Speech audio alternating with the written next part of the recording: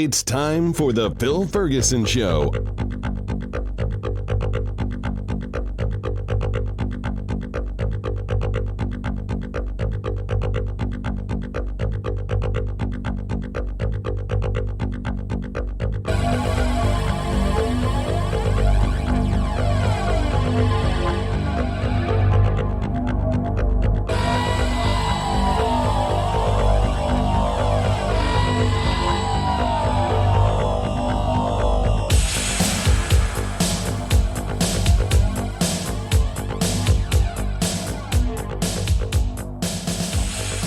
This is Phil Ferguson, and you are listening to the Phil Ferguson Show.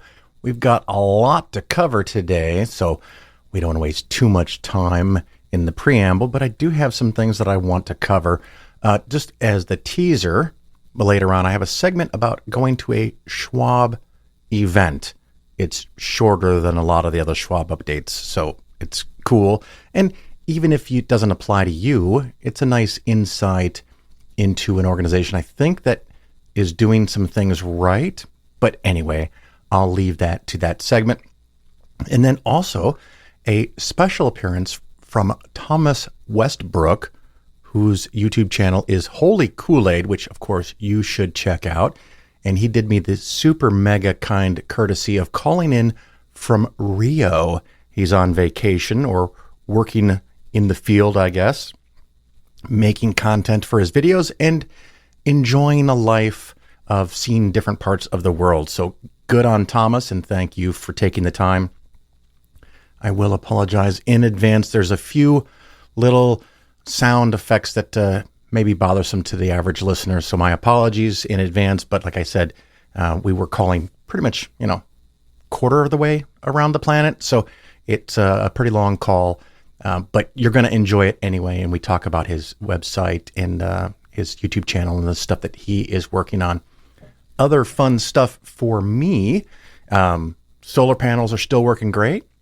I'm still struggling with a cold for like 4 weeks now, and it's turned into quite the adventure because I went to a clinic, a walk-in clinic, minute clinic or something like that, in Chicago, and they told me I had a cough.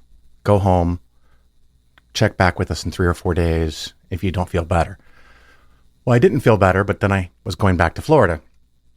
So I figured I'd see a doctor here, and that became a challenge.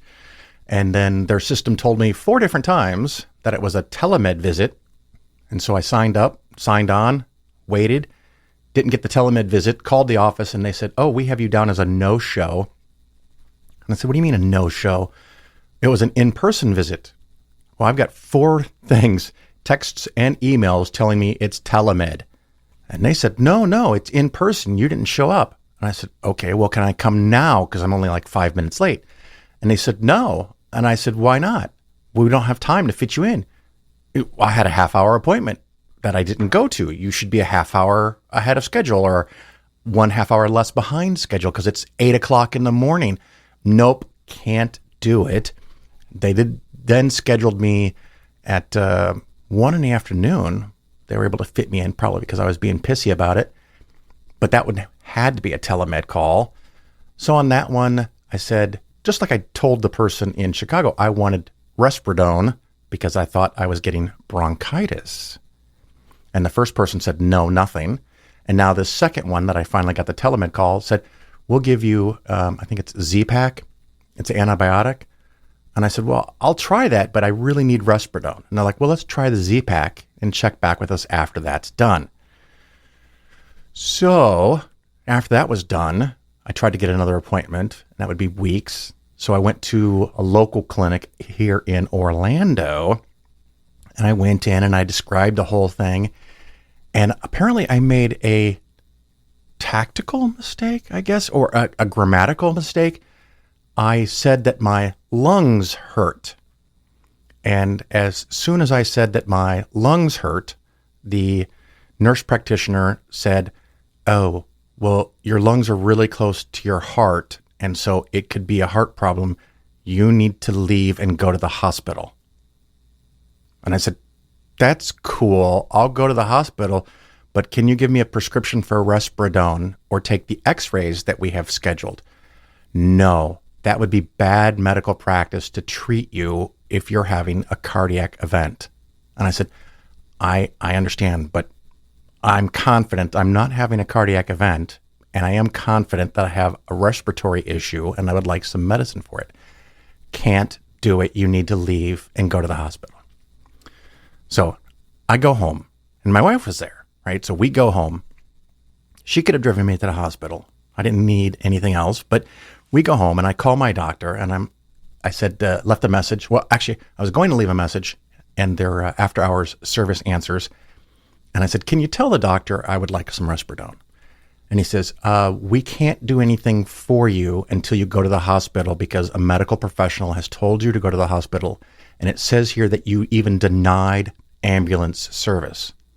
I was like, oh my God. I didn't deny any ambulance service. I just said I wasn't going to go.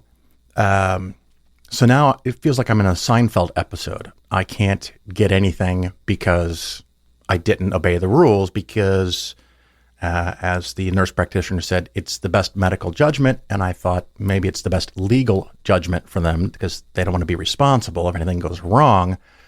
So I sleep, I get up the next morning, I call my doctor again, and they said, oh, we can fit you in with another person at 1:00.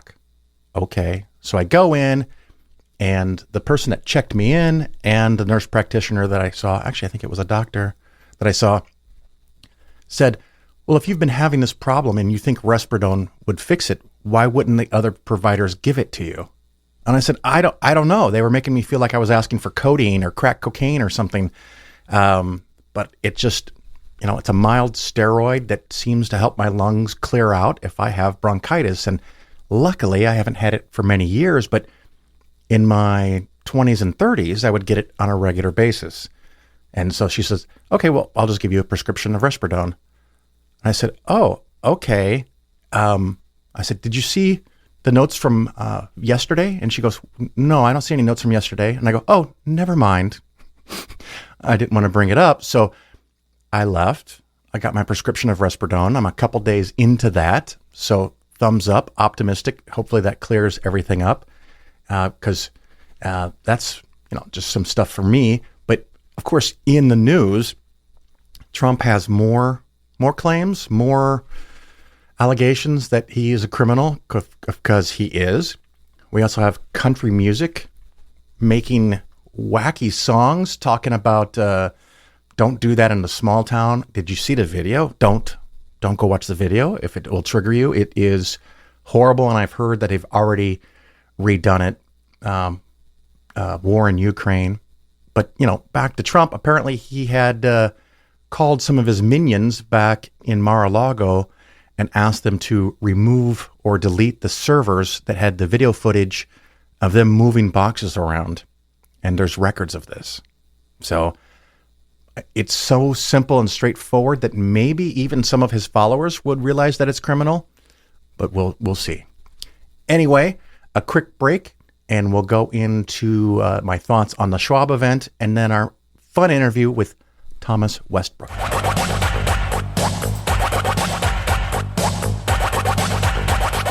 You're listening to The Bill Ferguson Show. My father, the man responsible for my education, taught me that Islam, rightly understood, is a religion and philosophy of peace.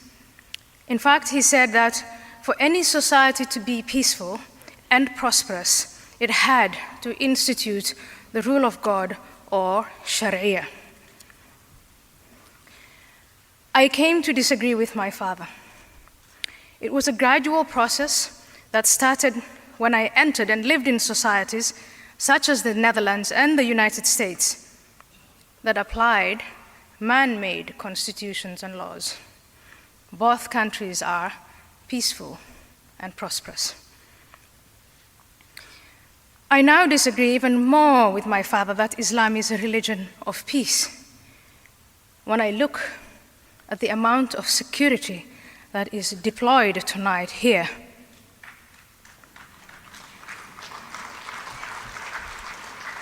the amount of security that is deployed for the Richmond Marathon, 6 months ago, the Boston Marathon was bombed by two brothers who invoked the founding documents and the founding father of Islam. I disagree with my father when I look at the wanton killing of the Westgate Mall in Nairobi by Somali men invoking Allah and Muhammad to justify their horrid act.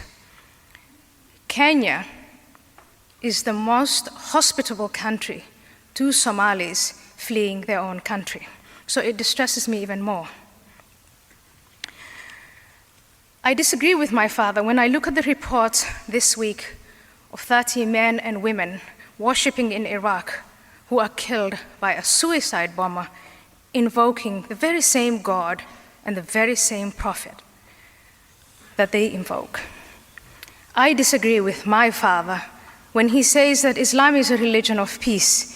When I look at the 120,000 dead in Syria, Syria is now a stage of a proxy war between Islam's two most important and most influential nations, the Sunni Kingdom of Saudi Arabia and the Shia Islamic Republic of Iran. I disagree with my father that Islam is a religion of peace when I read about the almost daily reports of the destruction of churches, the pillaging of Christian property, the rape of Christian women, the terrible exodus of Christians and other religious minorities from Muslim countries. All this is done by men who invoke the founding father and founding documents of Islam. I disagree with my dear beloved father when I read about the teenage girl in Pakistan who's shot point blank in the head by a man invoking Allah and Muhammad because she wanted education. In the name of Allah and Muhammad, women are forbidden to drive. They're forbidden to own their own reproductive rights. They're forbidden to do anything unless they have permission from a male guardian. I disagree with my father that Islam is a religion of peace when I read these founding documents and I study the history and the example of the Prophet Muhammad. In there, I find an insistence of war and intolerance towards infidels, the hypocrites, those who associate God with others, homosexuals, women, and so on.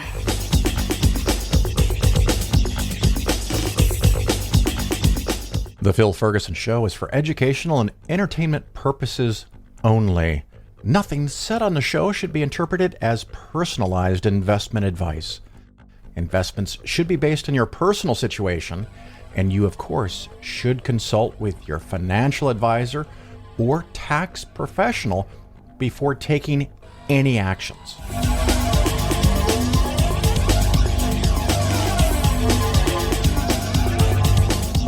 I have another Schwab episode segment thingy here for you. It's going to be a shorter one, so it's not so bad. I'm sure mixed reviews. Some people are like, oh my God, not Schwab again. Other people are like, thank you, Phil. This is great, because they either are a client of Polaris or somewhere else, and this is helpful. But this has more to do with my 2 days of training or education, information. You'll love this, right? So Schwab has this conference every year, I guess, where they educate and inform advisors. And this year, one of the locations, they decided to have this Orlando, Florida. I shit you not. I just drove for 36 minutes to get there. And it was yesterday and today. And of course, when you're listening to this, it was probably last week or so. But some thoughts on it. Different opinions I have on two different groups. The first group, just a side, just a thought that I had. Other advisors, a lot of advisors that were there had no fucking clue what they were doing about the transition from TD Ameritrade to Schwab.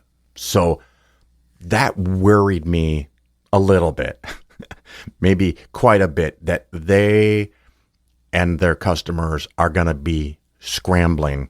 So sucks to be them. I felt really far ahead because a year ago, I had a couple of clients that were kind enough to set up accounts at Schwab so that I could have the learning experience casually over the last year and see the improvements that Schwab is making to Schwab Alliance and the Schwab Advisor platform that I go into, slowly and gradually making improvements. And when I first did that a year ago, I would have said that the Schwab platform was about as good as TD Ameritrade. Some things were better. Some things weren't as good. It's just a different thing, but maybe the TD Ameritrade one was a little better. And the TD Ameritrade one wasn't great, but it was better. Now, after a year and seeing some of the updates that they just announced and released and some of the things that are going to come out in the next few weeks for me, this is on my side, the business side, the Schwab Advisor platform is now easily better than what TD Ameritrade had. I'm very happy about that. I also got to watch a rundown of what the client will see. And so that's nice. I think you're going to like it. I think, some of it you're not going to like because it's change. It's just different. But I think overall, it's as good or better than what was at TD Ameritrade. So that's pretty cool. Like I said, a lot of these people really had no idea what was coming, what was going on, what to do. On the other hand, so in the room that I was in, there was about 150 different investment advisors, investment advisor representatives, people that work in the industry doing things kind of similar to me.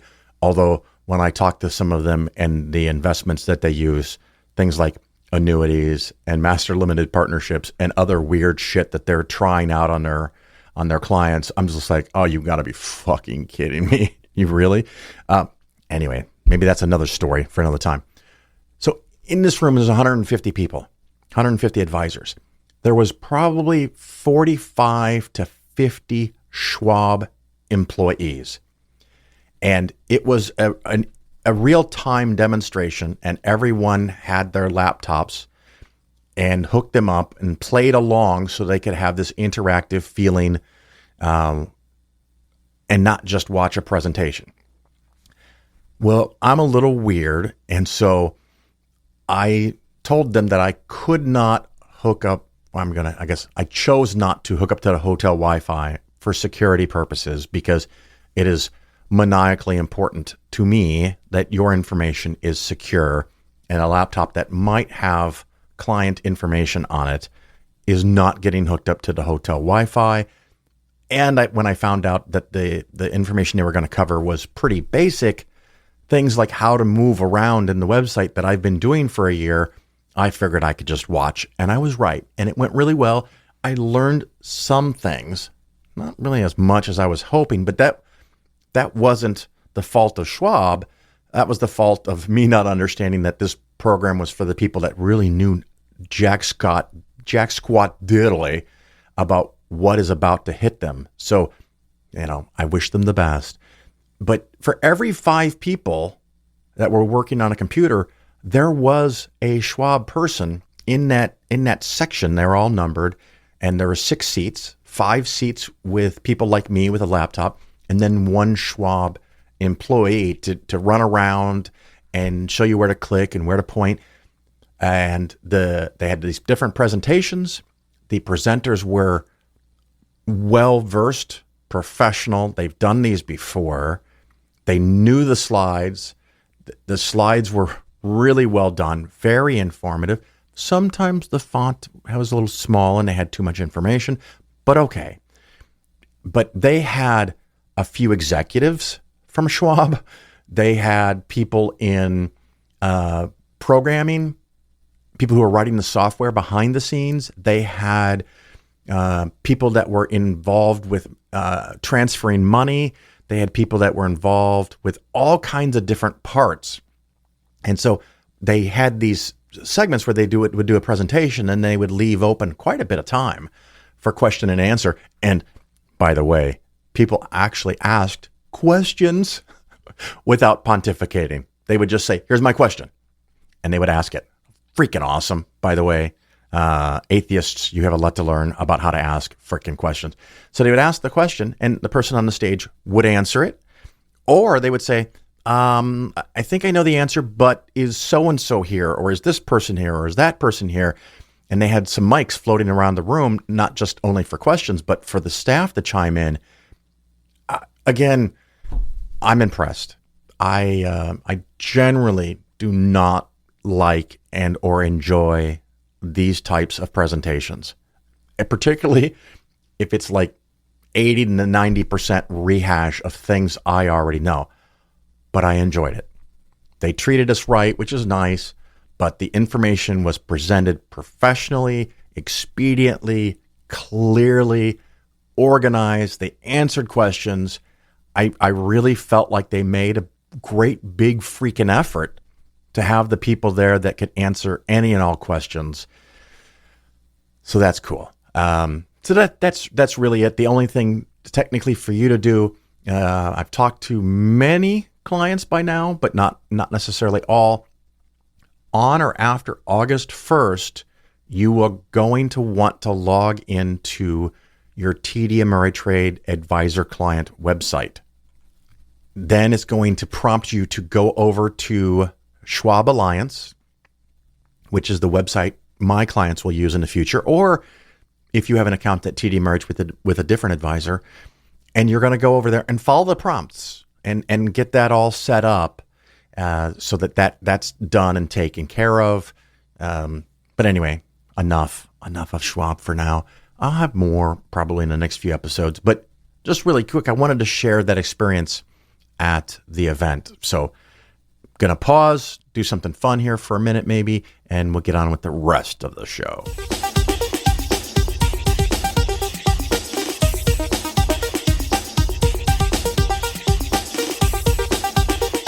You're listening to The Phil Ferguson Show. Behold the atheist's nightmare. Now, if you study a well-made banana, you'll find on the far side there are 3 ridges. On the close side, 2 ridges. If you get your hand ready to grip a banana, you'll find on the far side there are 3 grooves, on the close side 2 grooves. The banana and the hand are perfectly made one for the other. You'll find the maker of the banana, Almighty God, has made it with a non-slip surface. It has outward indicators of inward contents: green, too early; yellow, just right; black, too late. Now, if you go to the top of the banana, you'll find, as with the soda can makers, they placed a tab at the top. So God has placed a tab at the top. When you pull the tab, the contents don't squirt in your face. You'll find the wrapper, which is biodegradable, has perforations. Notice how gracefully it sits over the human hand. Notice it has a point at the top for ease of entry. It's just the right shape for the human mouth. It's chewy, easy to digest, and it's even curved toward the face to make the whole process so much easier.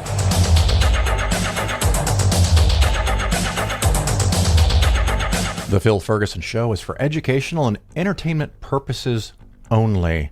Nothing said on the show should be interpreted as personalized investment advice.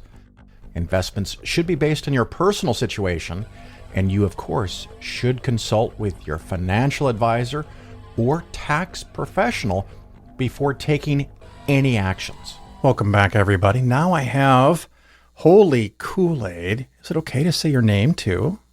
Yeah. Thomas Westbrook. And you have been making videos for a while. And since 2016. Wow. Isn't it amazing? I sometimes think about how long I've been doing this podcast and other podcasts and the blog. And it's been a while. And not everybody makes it past 3 or 4 years.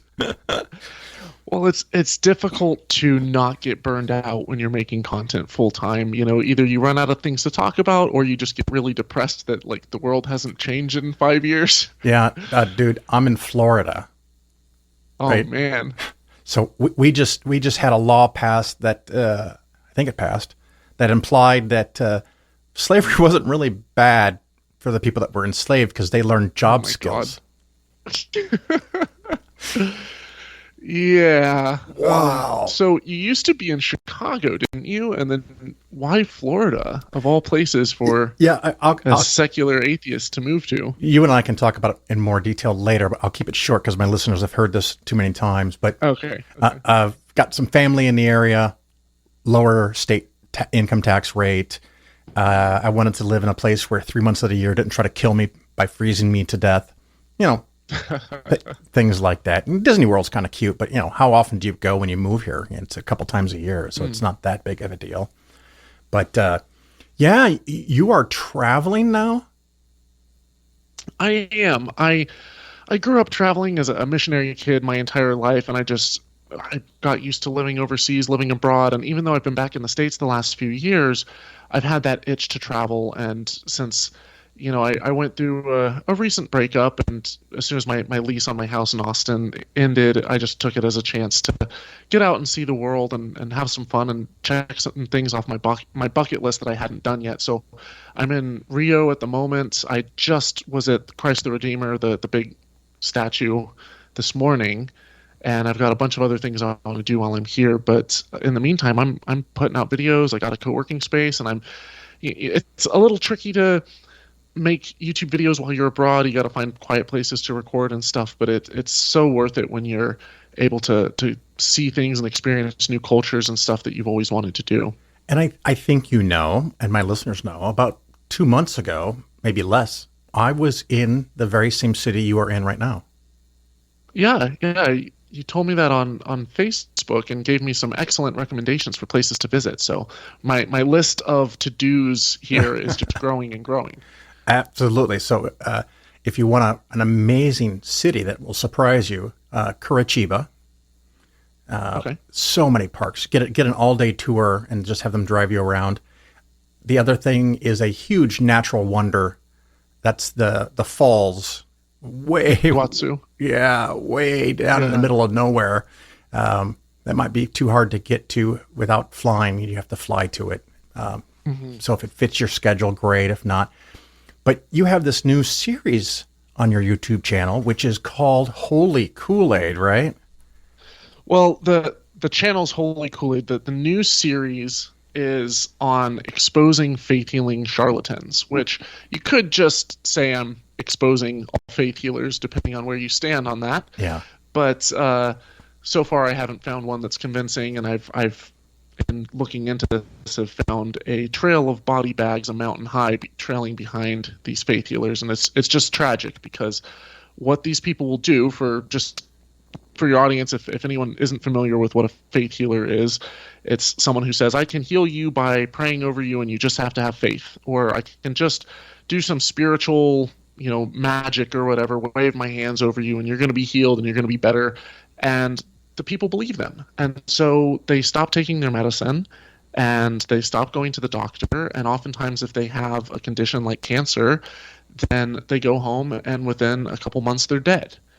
And it's just incredibly tragic because it's not just death too. There's people who have maybe broken bones, or maybe they're in a wheelchair but they can kind of hobble around, but the doctor advises them not to because it'll do more damage and potentially permanent damage to their limbs.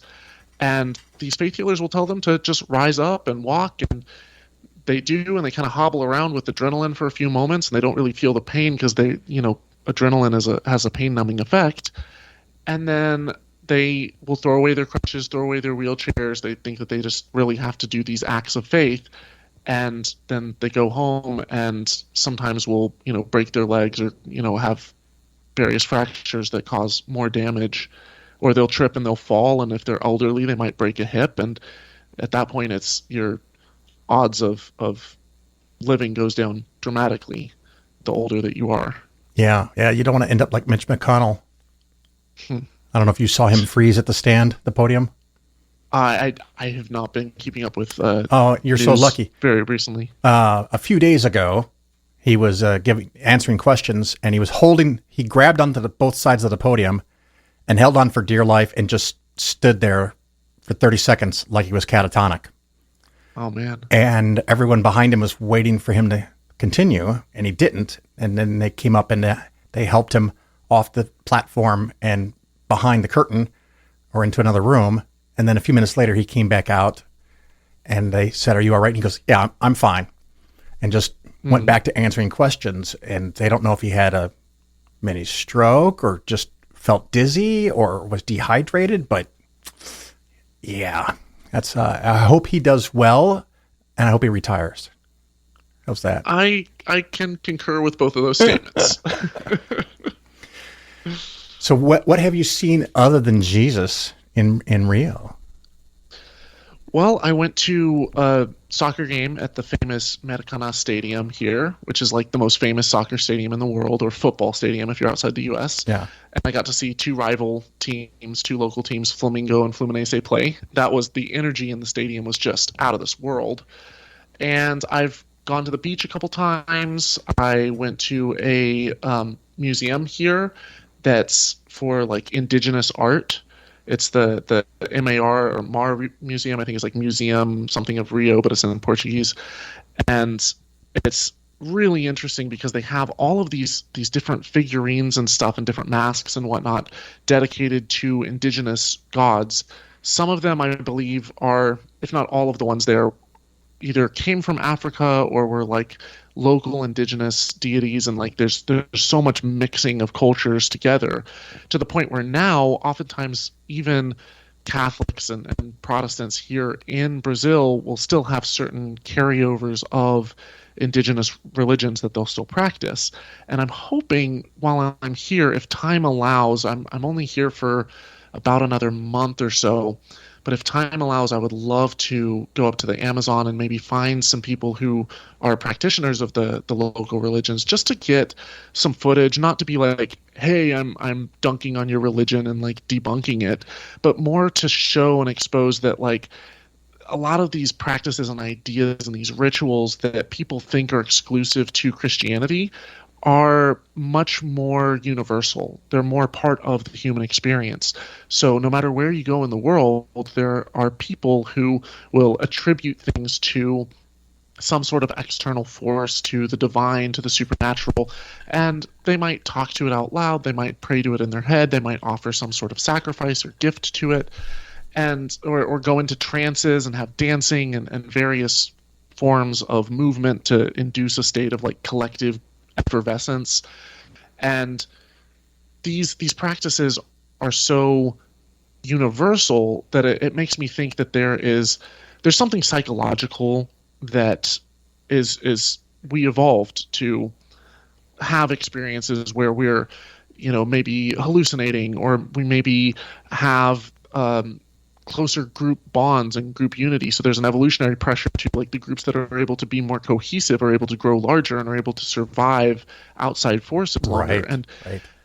And it's not just that like, oh, hey, you had a religious experience, so you should believe that your God is true, when every other person on the planet is having similar neurologically like natural explainable experiences, but they're attributing it to other gods and other religions and other deities. Absolutely. Well said. I'm just looking at the Holy Koolaid page here. Faith Healer's Favorite Scam.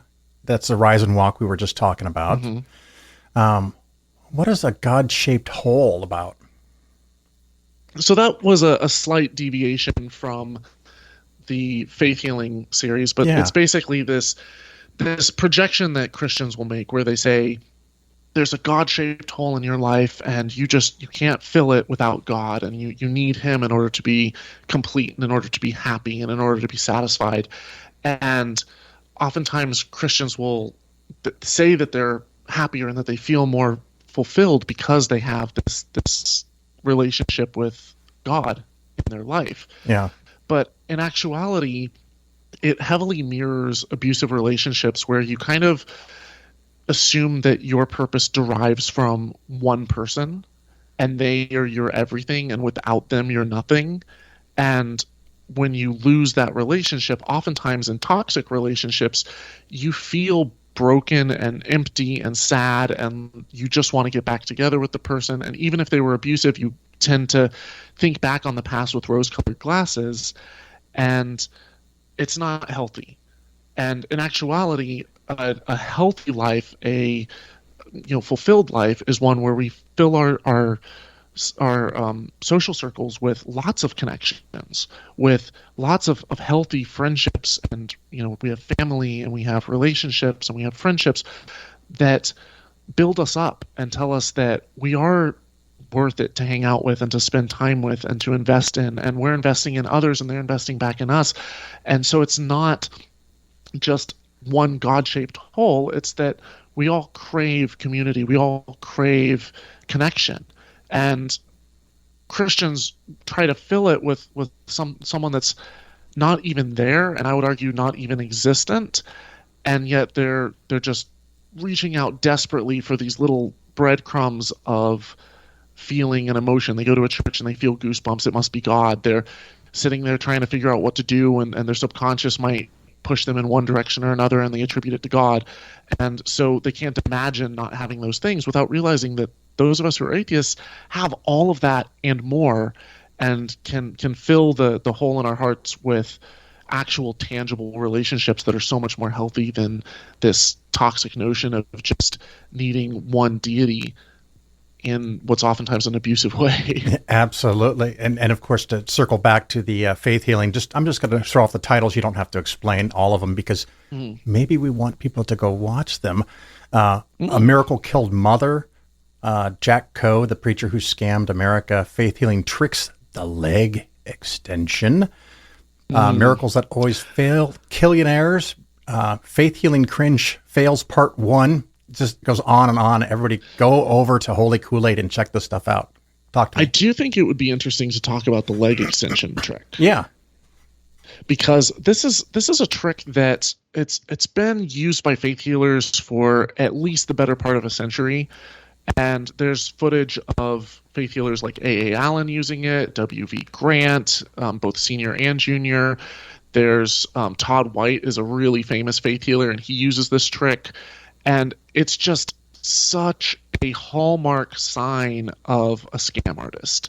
If you see a faith healer that says that, oh, you have back problems because one of your legs is too long or one of your legs is too short, and so it's just cutting your whole spine out of alignment, and I'm going to extend your legs out and just watch on camera as one of your legs grows, it's going to be a miracle. Run as fast as you can, because you are about to get conned.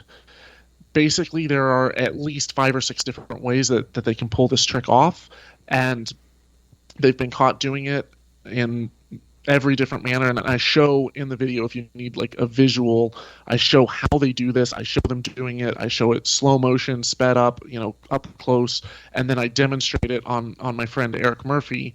I basically pull off the same trick on camera, showing people how these faith healers are doing it.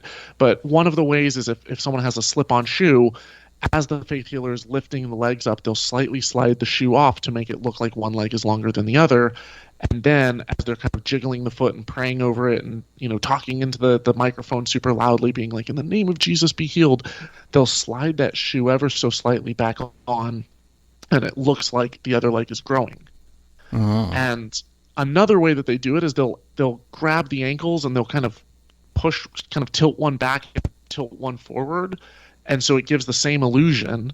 Or they'll pick up the legs and kind of angle them to the left or to the right off to the side, and then as they kind of are praying, they'll jiggle the legs and move them back to center until they're flush with each other.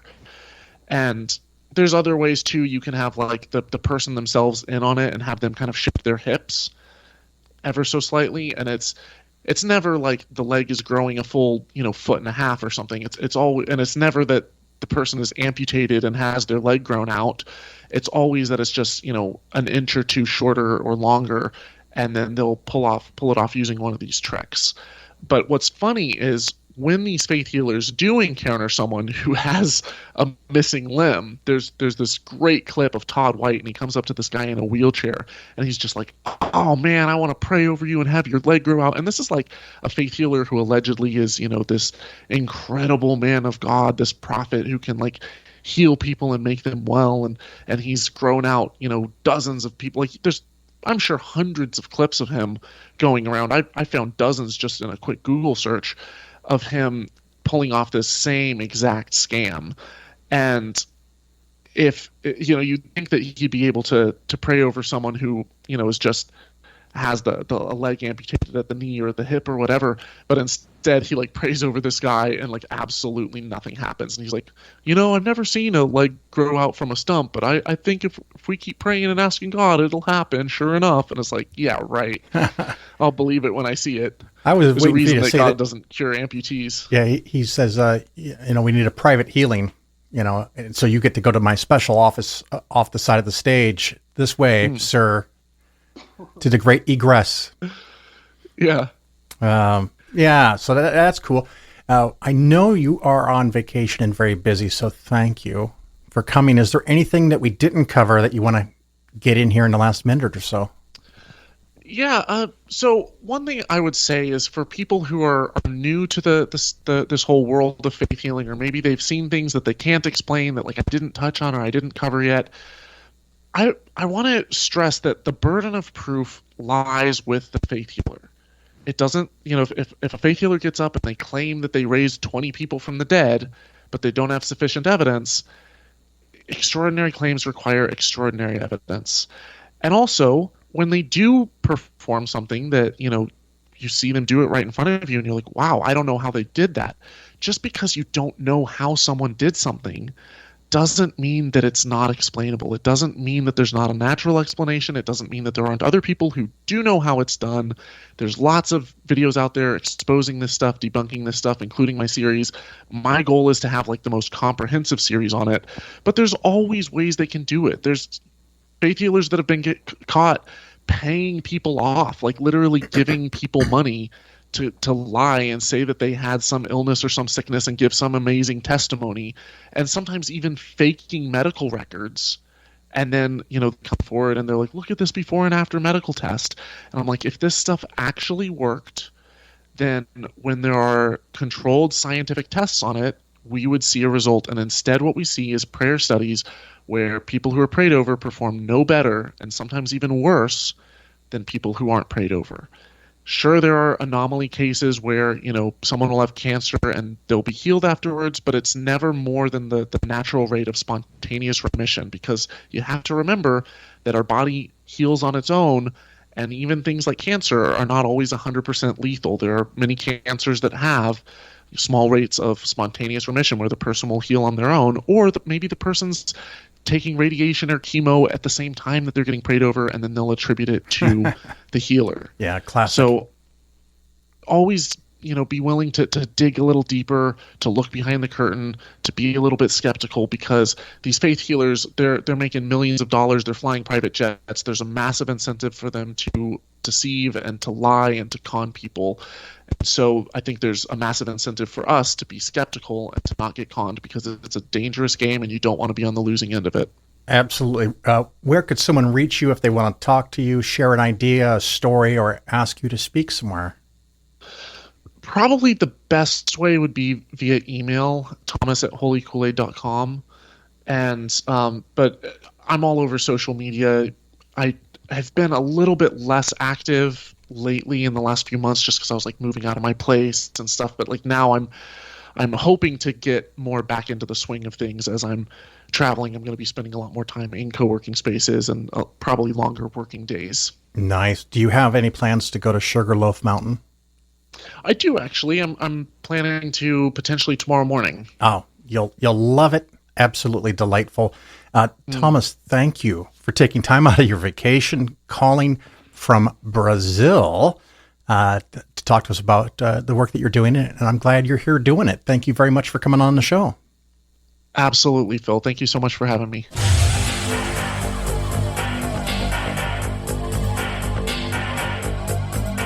Thank you so much for listening today. I'm going to keep the show a little on the short side because I am buried in work. I had something come up. It's still here, this something that's taking a lot of my time, and I will discuss it in detail once it's done.